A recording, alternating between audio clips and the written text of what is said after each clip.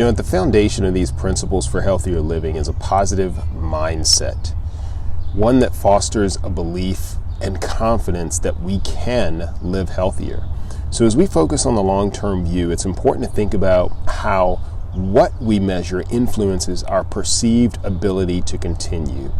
What we measure is extremely important because it informs what we think about ourselves, our self-efficacy, and it informs our ability to continue, or our self-determination. And I can't overemphasize the importance of this concept. So let me use a simple example.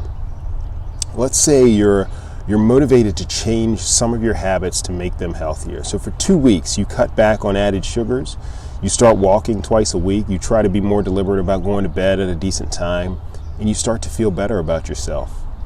And while you may not quite have a full-fledged routine yet, you're getting there.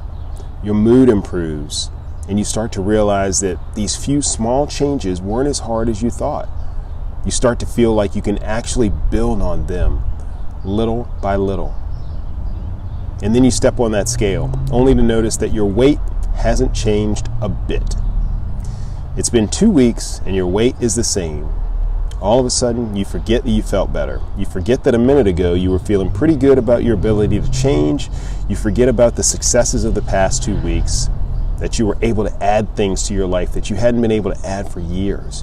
You forgot about all of that because the number on a $15 scale seems to tell you that your efforts are worthless, that it's a lost cause, that you're stuck with the body, the routine, and the lifestyle of someone who cannot change.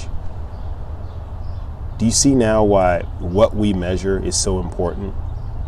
If we measure how our actions, our habits are improving, we can control that and work to make those better. We can work to improve.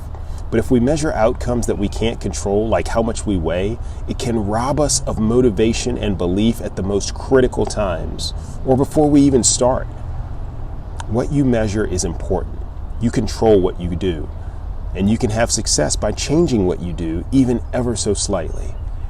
That success leads to confidence, and confidence is both contagious in that it can spread to other people around you, and it can spread to other areas within your own life. If you can do this, then what else is possible? Be careful what you measure. It has a greater effect on you than you think.